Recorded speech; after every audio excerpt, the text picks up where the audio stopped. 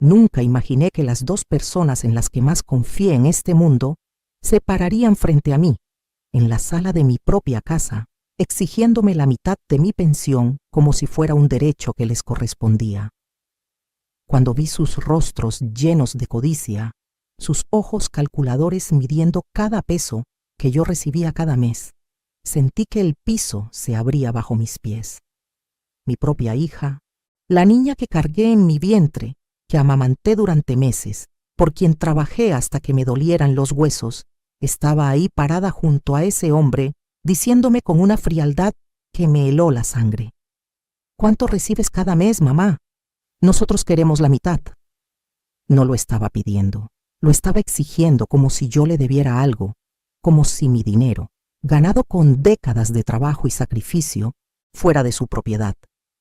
Pero lo que ellos no sabían, lo que jamás podrían haber imaginado, era que yo había estado preparándome para ese momento durante meses.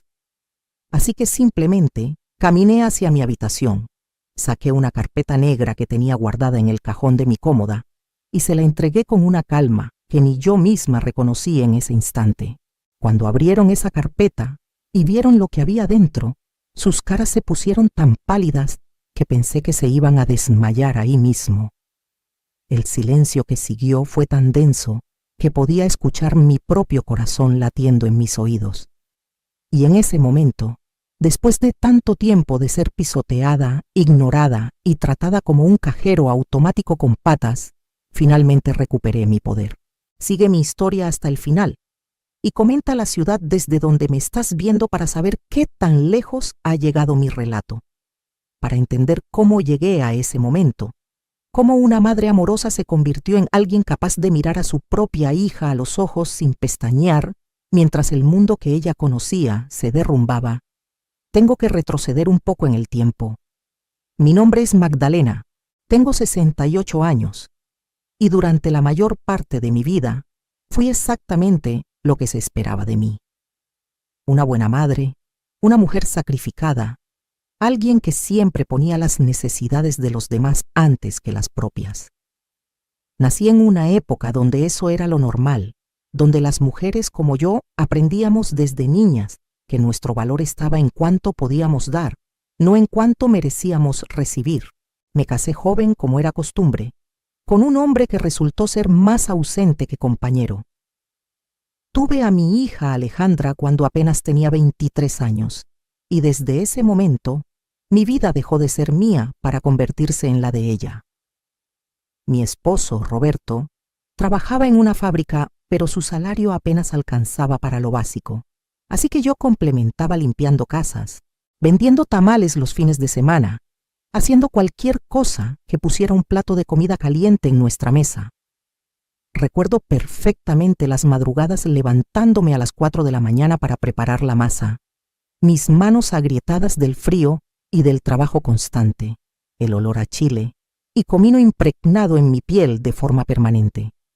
Alejandra nunca supo lo que era pasar hambre, nunca le faltó un cuaderno para la escuela, nunca tuvo que usar zapatos rotos. Yo me aseguré de eso, aunque eso significara que yo misma usara la misma ropa durante años, que nunca me comprara nada para mí, que sacrificara hasta el último peso para que ella tuviera lo que yo nunca tuve. Cuando Roberto murió hace 15 años de un infarto repentino, Alejandra ya era una mujer adulta. Tenía 26 años, pero en lugar de apoyarme en mi duelo, en lugar de estar ahí para mí como yo siempre había estado para ella, apenas apareció en el funeral. Estaba demasiado ocupada con su novio de entonces, con su vida, con sus cosas. Yo enterré a mi esposo prácticamente sola, rodeada de vecinos y amigos, pero no de mi hija. Esa debió ser mi primera señal de advertencia, pero el amor de madre es ciego, o al menos el mío lo era. Me dije a mí misma que estaba procesando el dolor a su manera, que era joven y no sabía cómo manejar la muerte. Siempre tuve una excusa para ella, siempre encontraba una forma de justificar su indiferencia. Después de la muerte de Roberto, seguí trabajando. No tenía opción. La pensión que él dejó era mínima, apenas suficiente para sobrevivir. Continué limpiando casas, mis rodillas ya me dolían constantemente. Mi espalda protestaba cada vez que me agachaba, pero no podía parar. Y cada vez que Alejandra necesitaba algo, dinero para un curso, ayuda con el alquiler, lo que fuera, ahí estaba yo, sacando de donde no había para dárselo. Entonces apareció Ricardo en su vida. Desde el momento en que lo conocí, algo en mi estómago se retorció con desconfianza. Era uno de esos hombres que sonríen demasiado, que dicen todas las palabras correctas, pero cuyos ojos nunca coinciden con su boca. Era encantador en la superficie. Me llamaba Doñita, con una familiaridad que no se había ganado. Traía flores baratas cuando venía a visitarme, pero yo podía ver a través de esa fachada. Podía ver cómo evaluaba mi pequeña casa con la mirada, cómo sus ojos se detenían en cualquier cosa que pudiera tener valor. Intenté hablar con Alejandra con mucho cuidado, con todo el tacto del mundo. «Hija, no sé si Ricardo es el hombre indicado para ti», le dije una tarde mientras tomábamos café en mi cocina. La forma en que me miró, como si hubiera dicho la peor ofensa imaginable, todavía me duele cuando lo recuerdo. «Tú nunca vas a estar contenta con nadie que yo elija, mamá», me respondió con un tono cortante que nunca antes había usado conmigo. «Ricardo me ama, me valora, cosa que tú nunca has hecho, siempre tan crítica, siempre tan negativa». Me quedé en silencio, con las palabras atragantadas en la garganta, sintiendo como si me hubieran abofeteado. Yo, que había sacrificado mi juventud, mi salud, cada momento de mi vida por ella, ahora era la villana de su historia. Pero tragué mi dolor como siempre había hecho, y no volví a mencionar mis reservas sobre Ricardo. Se casaron 6 meses después en una ceremonia pequeña, que yo pagué, por supuesto, vaciando los pocos ahorros que había logrado juntar. Alejandra quería un vestido específico que había visto en una boutique, quería cierto tipo de flores, quería que la fiesta fuera en un salón particular. Y yo, como la tonta que era, vendí algunas de las pocas joyas que tenía, reliquias de mi propia madre, para darle la boda que quería. El día de su boda, mientras la veía caminar hacia el altar del brazo de su padrino porque ya no tenía padre que la llevara, sentí una mezcla extraña de orgullo y tristeza. Se veía hermosa, radiante, feliz. Y yo quería creer que me había equivocado con Ricardo, que tal vez mis instintos estaban nublados por el miedo de perder a mi hija. Qué ingenua fui. Los primeros años de su matrimonio, las visitas se hicieron menos frecuentes. Siempre había una excusa. Estaban ocupados, Ricardo tenía trabajo, tenían planes. Yo los buscaba, los llamaba, los invitaba a comer, preparaba sus platillos favoritos. A veces venían, la mayoría de las veces no, y cuando venían, siempre había una razón oculta. Necesitaban dinero prestado para el alquiler, para arreglar el carro, para alguna emergencia que nunca terminaba de quedar clara. Y yo siempre les daba lo que pedían, aunque eso significara que yo misma tuviera que comer frijoles toda la semana, aunque tuviera que caminar en lugar de tomar el autobús para ahorrar el pasaje. «Te lo devolvemos el próximo mes, doñita», decía Ricardo con esa sonrisa que ya no me engañaba, pero el próximo mes nunca llegaba, y el dinero nunca era devuelto. Cuando cumplí 65 años, finalmente pude jubilarme. Había trabajado de forma independiente la mayor parte de mi vida, pero en mis últimos años había logrado conseguir un empleo formal en una empresa de limpieza, lo suficiente para calificar para una pensión decente. No era una fortuna, pero era más de lo que había tenido en mucho tiempo. Era mi recompensa después de décadas de trabajo duro. Mi pequeño respiro para poder vivir mis últimos años con algo de dignidad y tranquilidad. Fui muy cuidadosa de no mencionar la cantidad exacta que recibía. Algo en mi interior, tal vez un instinto de supervivencia que finalmente estaba despertando, me advirtió que mantuviera esa información privada. Le dije a Alejandra que estaba jubilada, que tenía mi pensión, pero nunca entré en detalles. Durante unos meses disfruté de una paz que no había conocido en años. Podía pagar mis cuentas sin angustia, podía comprarme ropa nueva sin sentirme culpable, podía ir al mercado y elegir la fruta que quería sin tener que calcular cada peso. Era una libertad pequeña, pero para mí era todo. Pero esa paz no duró mucho. De alguna manera, no sé cómo exactamente, Alejandra y Ricardo se enteraron de que mi pensión era considerablemente más alta de lo que habían asumido. Tal vez escucharon a alguien comentar, tal vez vieron algún documento cuando vinieron a visitarme. Lo que sea que haya sido, cambió todo. Las visitas se volvieron más frecuentes de repente. Alejandra venía a verme con una regularidad sospechosa, siempre preguntando cómo estaba, si necesitaba algo, mostrándose preocupada de una manera que no había demostrado en años. Al principio, debo admitirlo, me sentí feliz.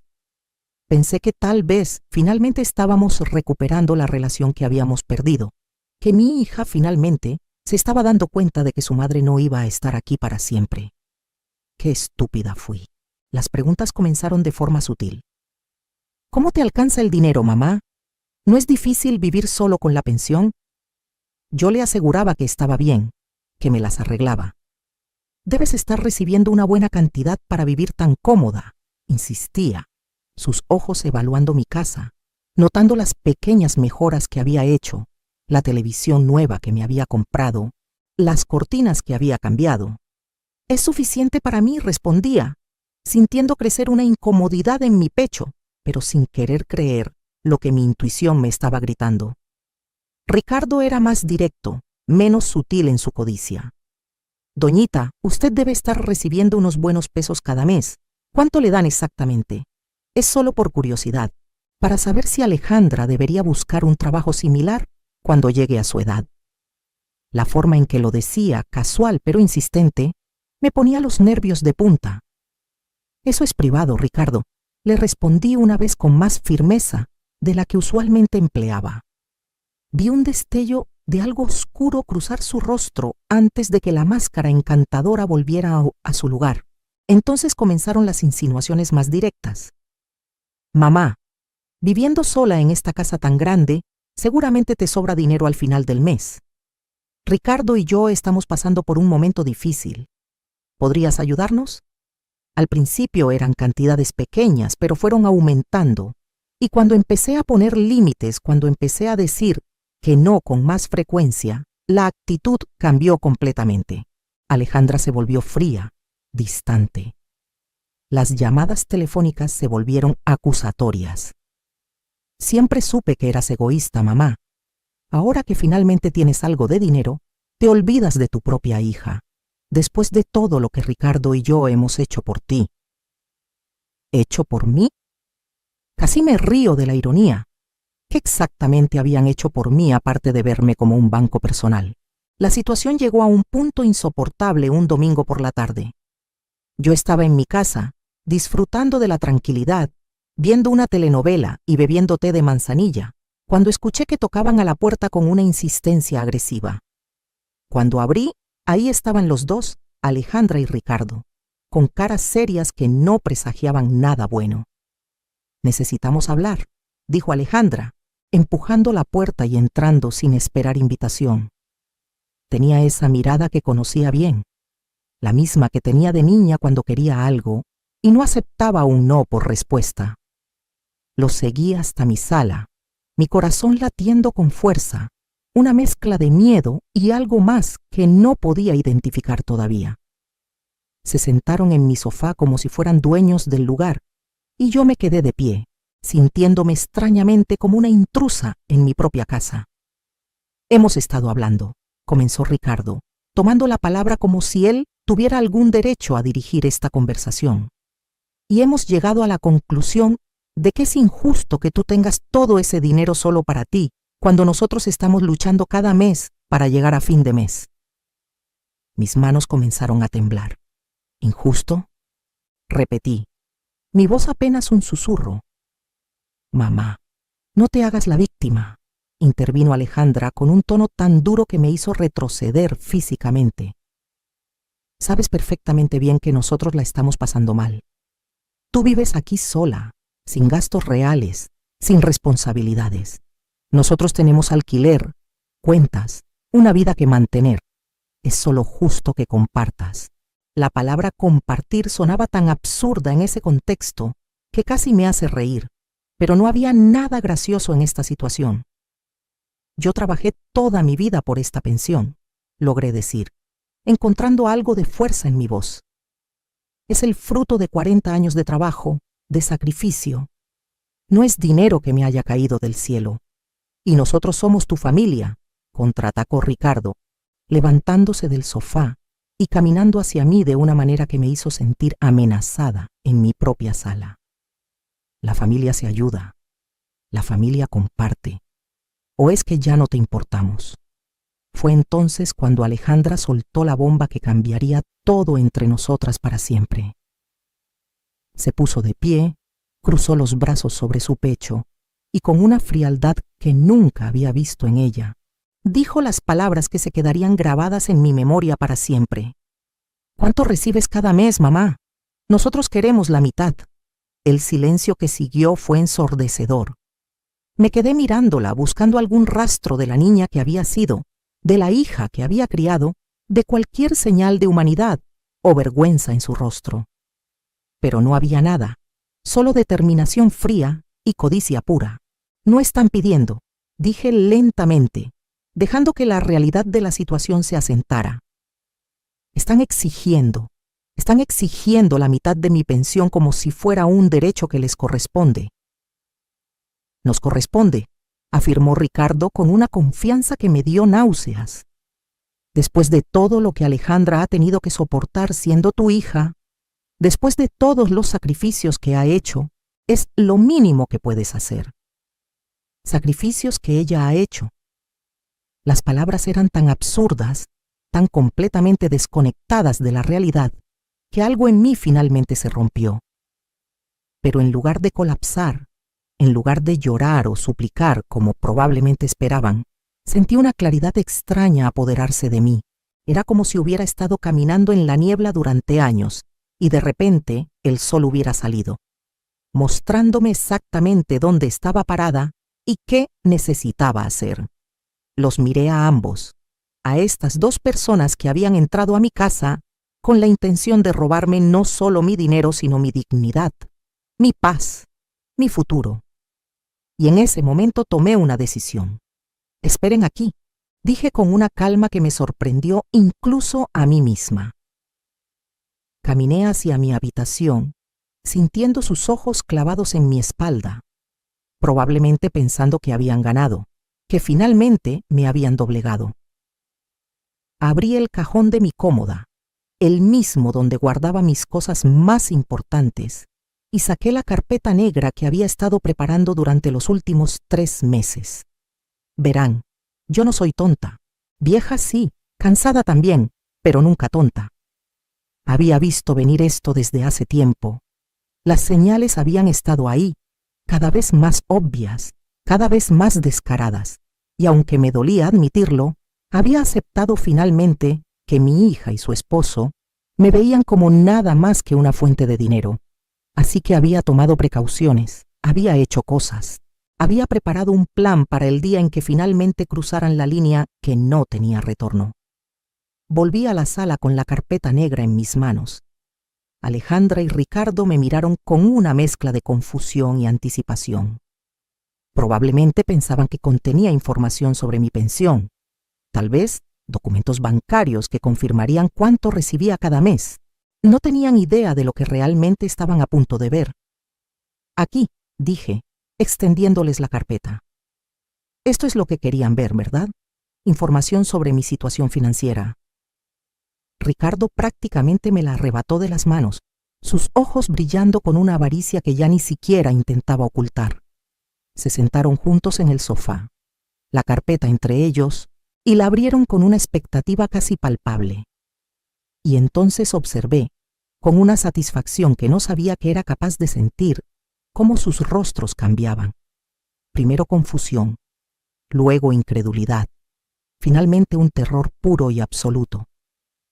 La carpeta contenía copias de documentos, muchos documentos, fotografías también, impresas en papel de alta calidad para que no hubiera duda de lo que mostraban, y grabaciones, transcripciones de conversaciones que habían tenido pensando que nadie más estaba escuchando.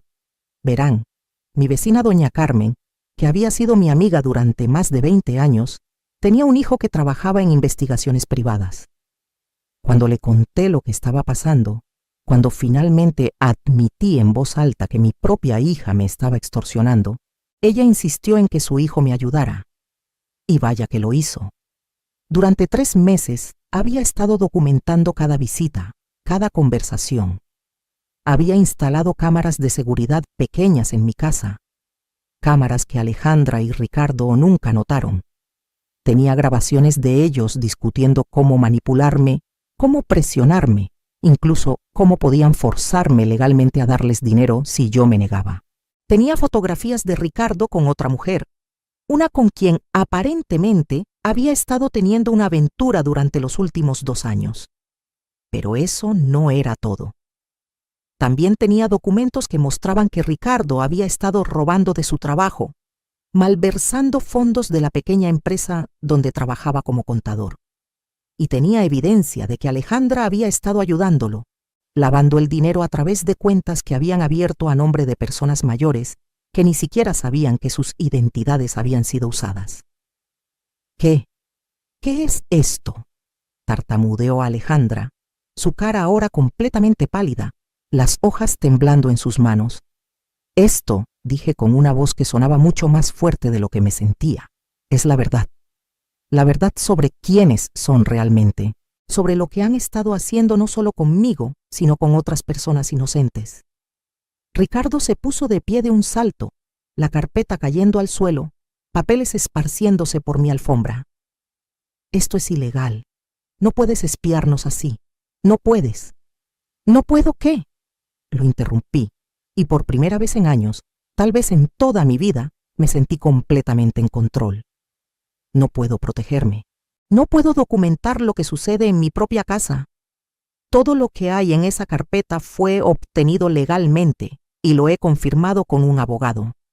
Un muy buen abogado, por cierto, uno que me está representando pro bono después de escuchar mi historia. Alejandra se había quedado callada, sus ojos fijos en las fotografías de Ricardo con la otra mujer. Podía ver el momento exacto en que otra realidad se derrumbaba para ella, cuando se daba cuenta de que no solo me había traicionado a mí, sino que ella misma había sido traicionada. Ale, esas fotos no significan nada, comenzó Ricardo, intentando acercarse a ella, pero Alejandra se alejó como si él fuera veneno. No me toques, dijo con una voz quebrada, y por un segundo, solo un segundo, vi a mi hija nuevamente, vulnerable y herida. Pero ese momento pasó rápidamente. Esto es tu culpa, se volvió hacia mí, sus ojos llenos de lágrimas pero también de rabia. Si nos hubieras ayudado como debías, si fueras una madre de verdad, nada de esto habría pasado. Ricardo nunca habría tenido que buscar dinero de otras formas, yo nunca habría tenido que... Termina esa frase, la desafié. Termínala. Di que nunca habrías tenido que robar identidades de ancianos. Di que nunca habrías tenido que ayudar a tu esposo a malversar fondos. Porque eso es lo que hiciste, Alejandra. No estabas desesperada. No estabas sin opciones. Eres una ladrona. Y él, señalé a Ricardo, es un criminal que aparentemente tampoco puede mantener su matrimonio sin engañarte con cualquiera que se le cruce. La atmósfera en la sala era tan tensa que el aire se sentía pesado. Ricardo había dejado de intentar hacer control de daños y ahora solo miraba la carpeta en el suelo como si fuera una bomba a punto de explotar, lo cual, en cierto sentido, era exactamente lo que era. «¿Entonces qué?», dijo finalmente, su voz ahora despojada de todo encanto falso, revelando la verdadera persona que siempre había sido debajo. «¿Vas a chantajearnos? ¿Vas a amenazarnos con ir a la policía si no te dejamos en paz?». Me reí, y el sonido me sorprendió incluso a mí. Era una risa sin humor, áspera, pero real. «¿Chantajearlos? No, Ricardo. El chantaje es lo que ustedes vinieron a hacer aquí. Yo simplemente me estoy protegiendo». Caminé hacia ellos. Recogiendo la carpeta del suelo, juntando los papeles con cuidado, tomándome mi tiempo. Quería que sintieran cada segundo de este momento. Quería que se empaparan en la realidad de que el poder había cambiado de manos completamente. Aquí está lo que va a pasar, continué, mi voz firme y clara. Ustedes van a salir de mi casa ahora mismo. Van a devolver cada peso que robaron de esa empresa. Van a cerrar esas cuentas fraudulentas. Y van a rezar para que las personas cuyas identidades usaron no presenten cargos cuando se enteren de lo que hicieron. No podemos devolver ese dinero, murmuró Ricardo, pero su tono era derrotado. Ya lo gastamos en... ¿En qué, Ricardo? ¿En qué lo gastaron? Porque Alejandra acaba de decirme hace unos días que estaban pasando dificultades financieras.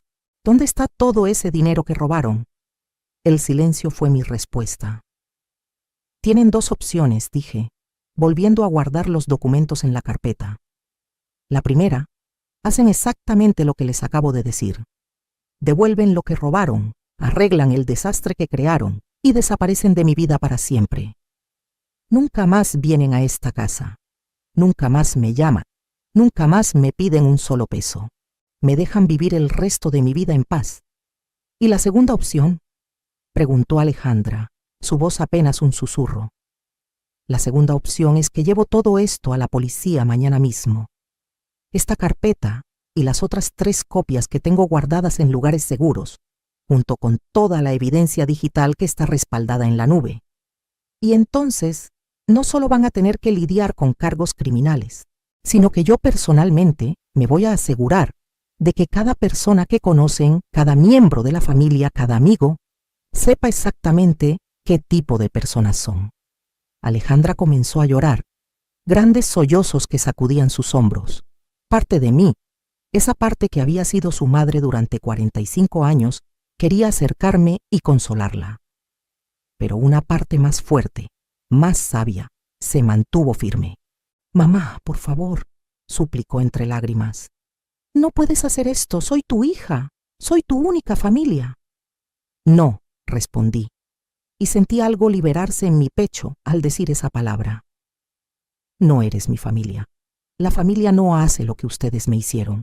La familia no viene a la casa de su madre anciana a exigirle la mitad de su pensión. La familia no roba, no extorsiona, no manipula. Pero yo soy tu hija», repitió, como si esas palabras fueran un talismán mágico que podía cambiar la realidad. «Eres la mujer que di a luz», concedí. «Pero dejaste de ser mi hija hace mucho tiempo. Dejaste de serlo la primera vez que me miraste y viste dólares en lugar de una persona. Dejaste de serlo cuando trajiste a este hombre a mi vida y me usaste como tu cajero personal. Dejaste de serlo hoy cuando entraste a mi casa y exigiste algo que nunca fue tuyo». Ricardo finalmente encontró su voz nuevamente y con ella su verdadera naturaleza. «Eres una vieja amargada», escupió las palabras con veneno. «Nadie te va a creer.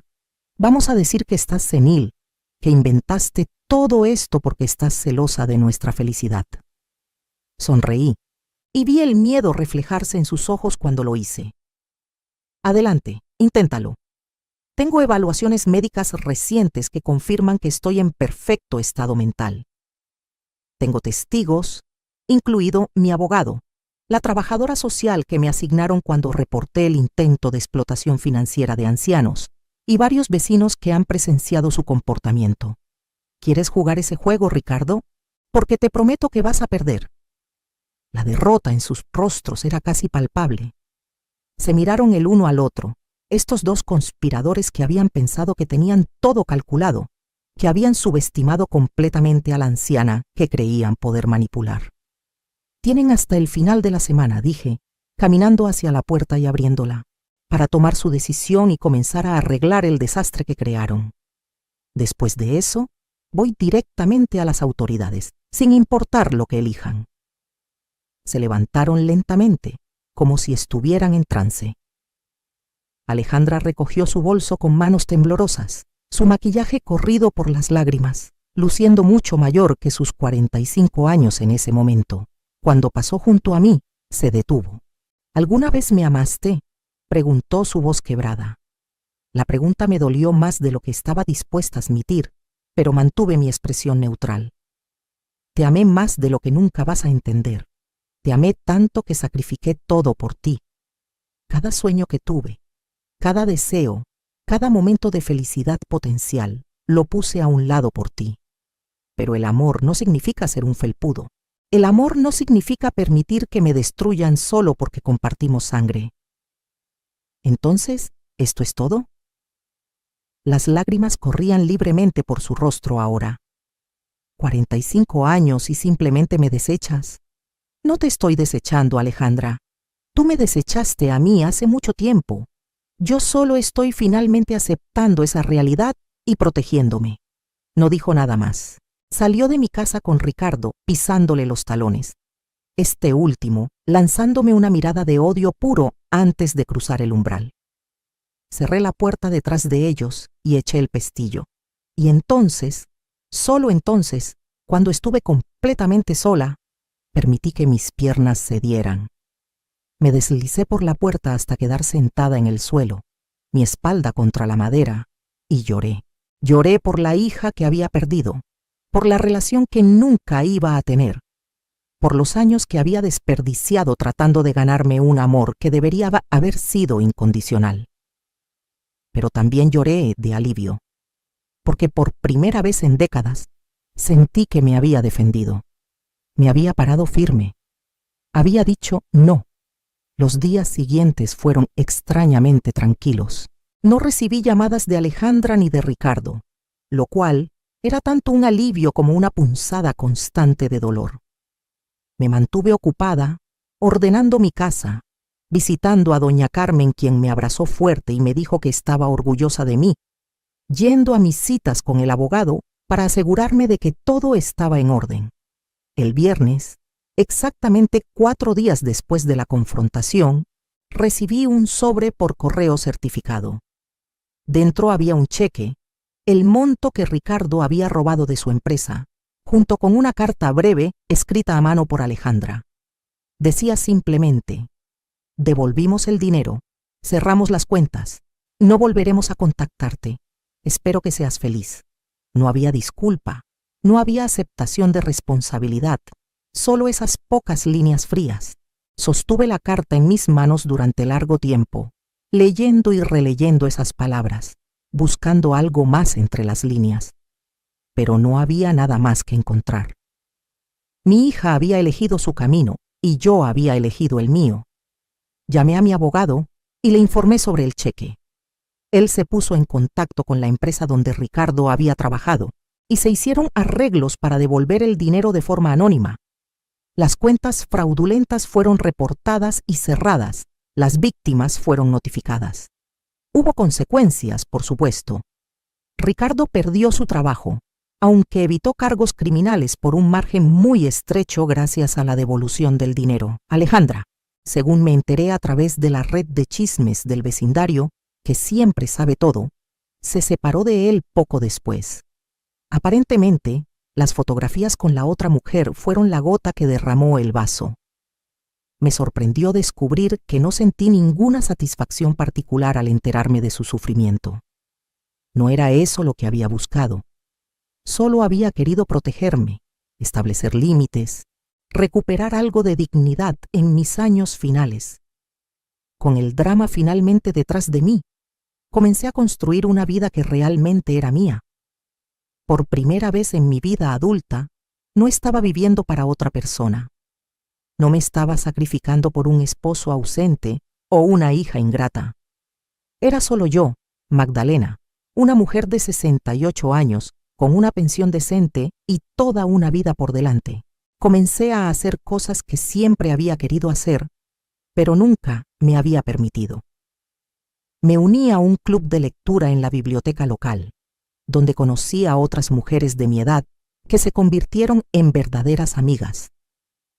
Nos reuníamos cada semana, discutíamos libros, compartíamos café y pan dulce, y lentamente empecé a entender lo que era tener relaciones basadas en respeto mutuo, en lugar de obligación o culpa. Me inscribí en clases de baile folclórico en el centro comunitario. Mis rodillas protestaban al principio, pero con el tiempo se fortalecieron y descubrí que mi cuerpo, a pesar de los años de trabajo duro y descuido, todavía era capaz de moverse con gracia y alegría. El sonido de la música tradicional, el movimiento coordinado con otras mujeres, la risa compartida cuando alguien se equivocaba de paso. Todo eso llenaba un vacío que ni siquiera sabía que tenía. Renové mi casa poco a poco, no porque necesitara impresionar a alguien, sino porque quería crear un espacio que reflejara quién era yo. Pinté las paredes de colores brillantes que siempre me habían gustado, pero que Roberto había considerado demasiado atrevidos. Compré plantas y llené cada rincón de verde y vida. Colgué fotografías en las paredes, pero no de Alejandra, sino de mis nuevas amigas, de los lugares que estaba visitando, de los momentos que estaba creando. También comencé a viajar. Nada extravagante, viajes cortos en autobús a pueblos cercanos, a la playa que solo había visitado una vez en toda mi vida, a las montañas donde el aire era fresco y limpio. Cada viaje era una aventura, cada experiencia era mía y solo mía.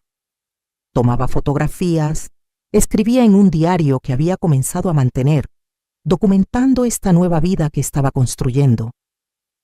Unos meses después de la confrontación, estaba en el mercado comprando verduras para la cena cuando escuché una voz que me hizo congelar. «Doña Magdalena». Me di vuelta y ahí estaba Alejandra, luciendo delgada y cansada, sombras oscuras bajo sus ojos. Estábamos a solo unos metros de distancia, el bullicio del mercado continuando a nuestro alrededor, mientras nosotras existíamos en esta burbuja incómoda de silencio. «Alejandra», dije finalmente, mi voz neutral, mi rostro cuidadosamente compuesto. Ella dio un paso hacia mí, luego se detuvo, como si no estuviera segura de tener permiso para acercarse más. «¿Podemos hablar?», preguntó, sus manos retorciéndose nerviosamente. «Por favor, solo unos minutos». Parte de mí quería decir que no. Quería alejarme y mantener los límites que tan duramente había establecido. Pero otra parte, tal vez la parte que siempre sería su madre sin importar qué, asintió. Nos alejamos del área concurrida hacia un pequeño café en la esquina del mercado. Nos sentamos en una mesa afuera, ninguna de las dos tocando el café que habíamos pedido más por cortesía que por deseo real de beber. «Me dejó», comenzó Alejandra sin preámbulo. «Ricardo se fue con esa mujer de las fotos. Me dejó con todas las deudas, con todo el desastre que creamos». Esperé, sin ofrecer consuelo, sin apresurarse a llenar el silencio. «Tenías razón sobre él», continuó, su voz quebrándose. «Sobre todo, era un manipulador, un mentiroso, un ladrón. Y yo fui lo suficientemente estúpida como para seguirle el juego, para convertirme en alguien que no reconozco cuando me miro en el espejo». «¿Por qué me estás diciendo esto?», pregunté manteniendo mi tono suave pero firme.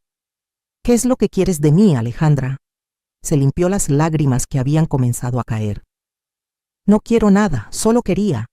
Necesitaba que supieras que lo siento. Siento todo. La forma en que te traté, las cosas que dije, lo que intentamos hacerte. No hay excusa para eso. Estaba tan perdida, tan consumida por la codicia y la infelicidad, que dejé que me convirtiera en un monstruo. Era la disculpa que había esperado, las palabras que parte de mí había anhelado escuchar. Pero cuando finalmente llegaron, me sorprendió descubrir que no cambiaban nada. El daño estaba hecho, la confianza estaba rota, y algunas cosas simplemente no podían ser reparadas. «Aprecio que hayas venido a decirme esto», dije finalmente.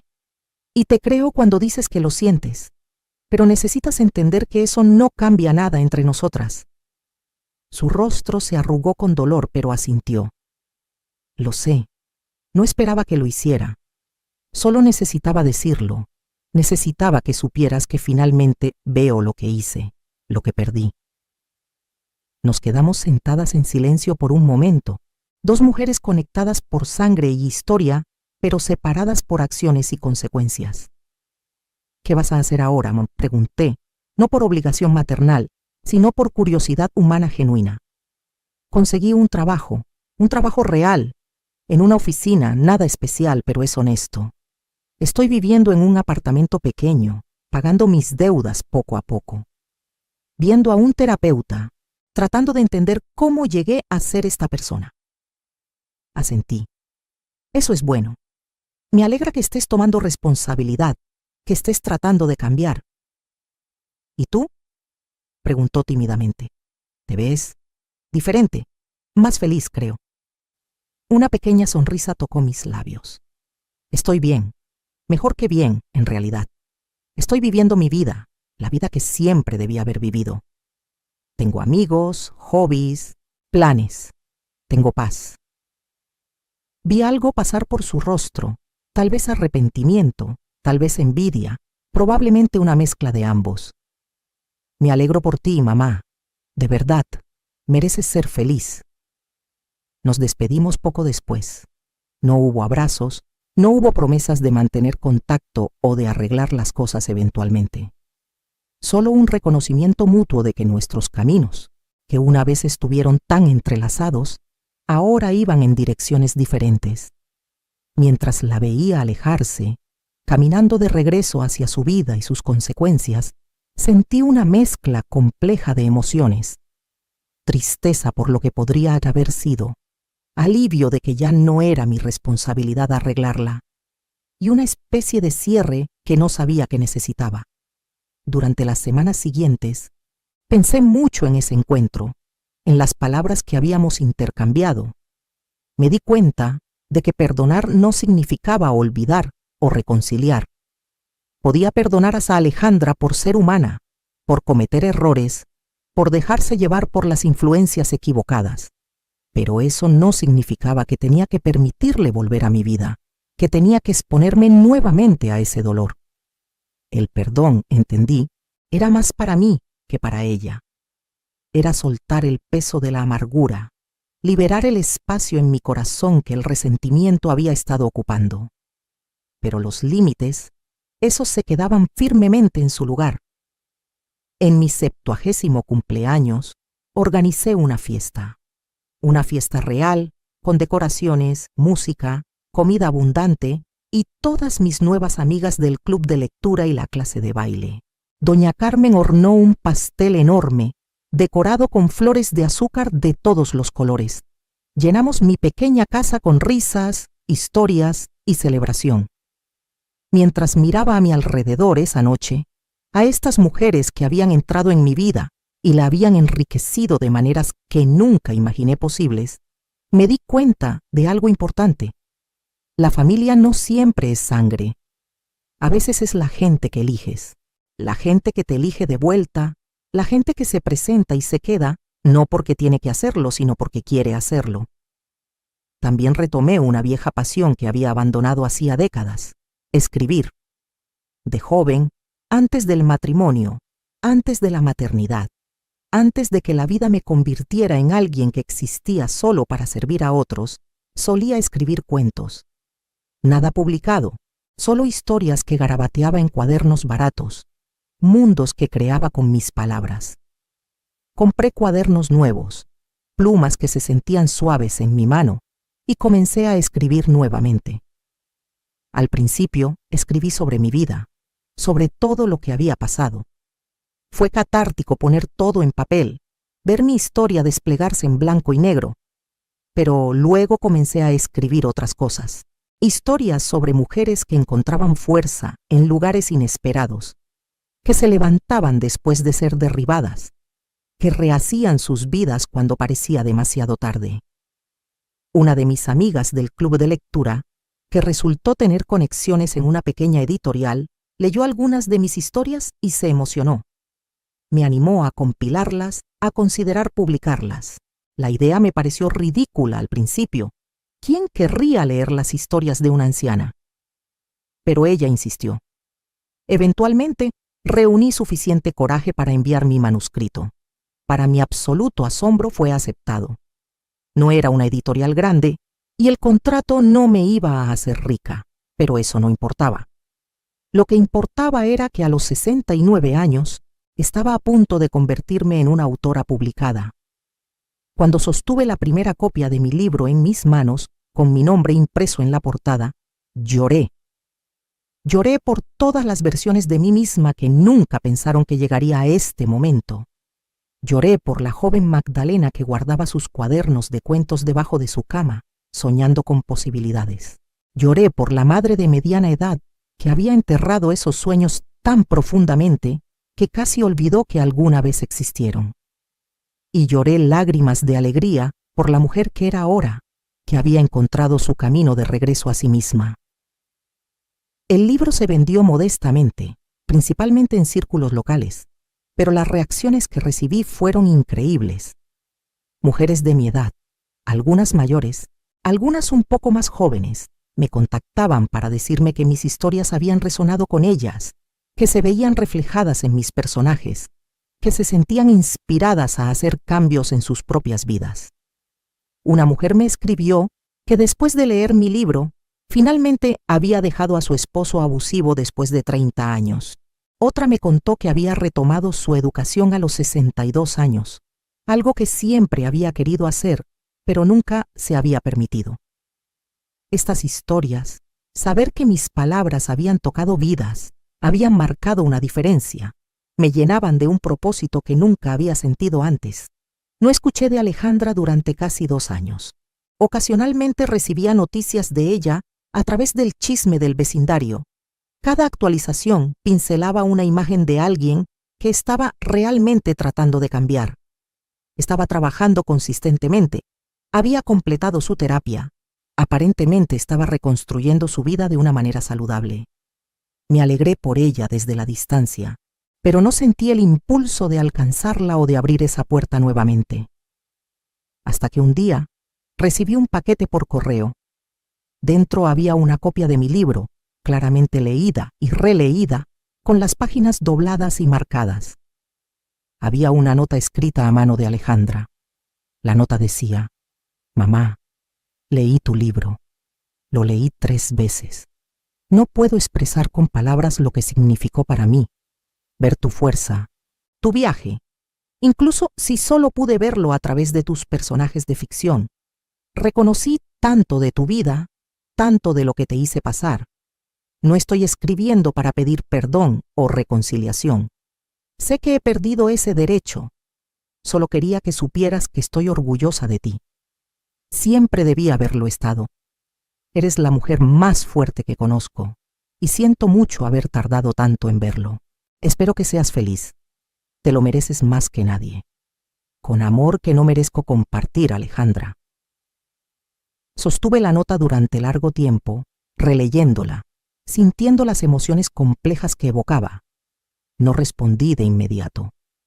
No estaba segura de si debía responder en absoluto, pero después de unos días de reflexión, le escribí una breve nota en respuesta. Le agradecí por leer el libro, por sus palabras amables, y le deseé lo mejor en su camino de sanación y crecimiento. No ofrecí más que eso. No abrí una puerta a una relación renovada, pero tampoco la cerré con crueldad. Era un reconocimiento, nada más, nada menos. Los años continuaron pasando, cada uno trayendo nuevas experiencias, nuevos desafíos, nuevas alegrías. Publiqué un segundo libro, luego un tercero. Ninguno fue un bestseller, pero construí un pequeño pero leal grupo de lectores que apreciaban mis historias.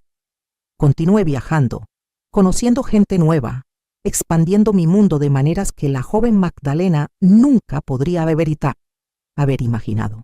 Mis amigas del club de lectura se convirtieron en mi familia elegida. Celebrábamos juntas nuestros cumpleaños, nos apoyábamos durante los momentos difíciles, compartíamos nuestras alegrías y tristezas. Cuando doña Carmen se enfermó, estuvimos todas ahí, turnándonos para cuidarla, asegurándonos de que no estuviera sola.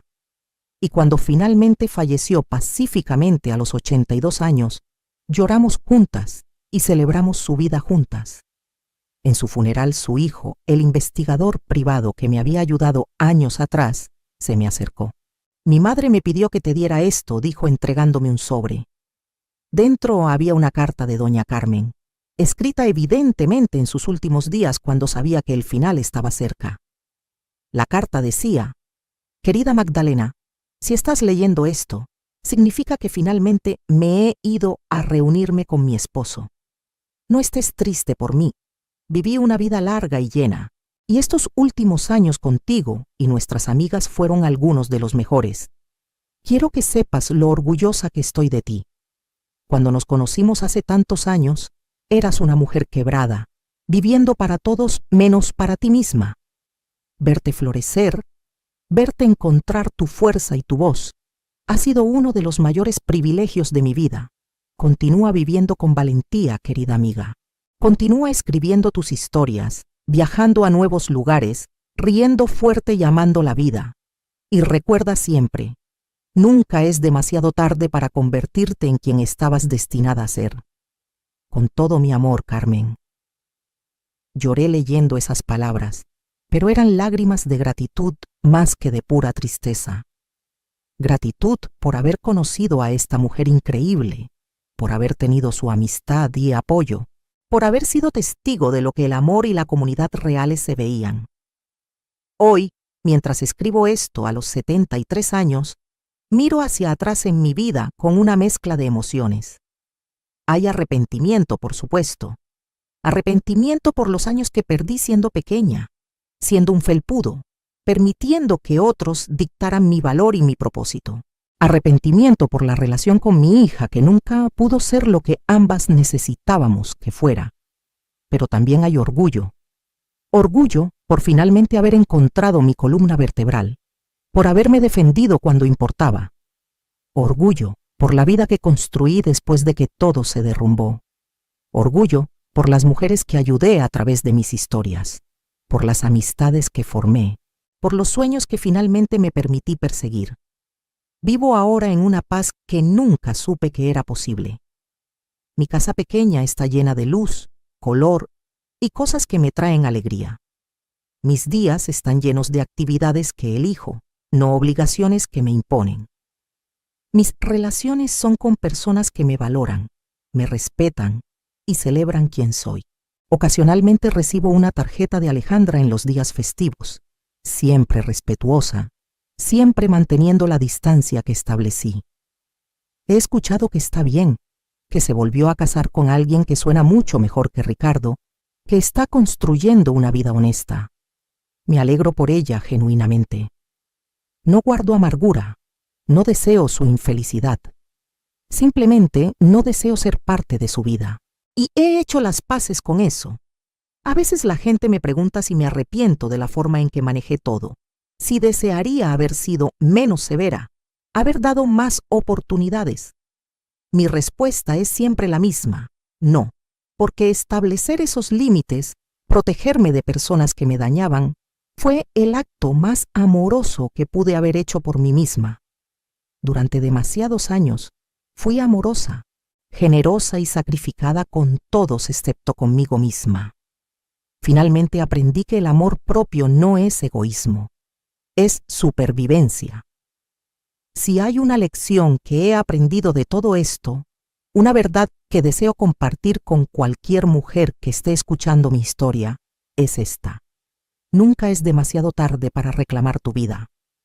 Nunca eres demasiado vieja para establecer límites. Nunca es demasiado tarde para decir no a la gente que te trata mal, incluso si esa gente es tu familia.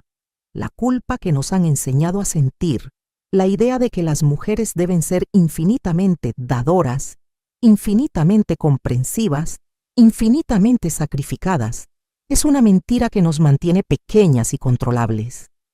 Mereces ocupar espacio, mereces tener límites, mereces vivir para ti misma, no solo para otros.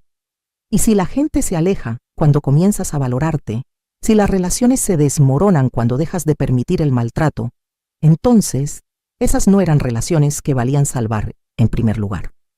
A mis 73 años, soy más yo misma de lo que nunca he sido. Soy escritora, amiga, viajera, bailarina, soñadora. Soy una mujer que se levantó de las cenizas de su propia vida y construyó algo hermoso.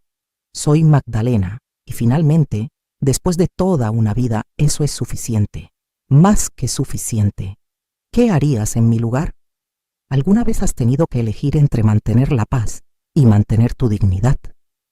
¿Has tenido que establecer límites con familia que se aprovechaba de ti?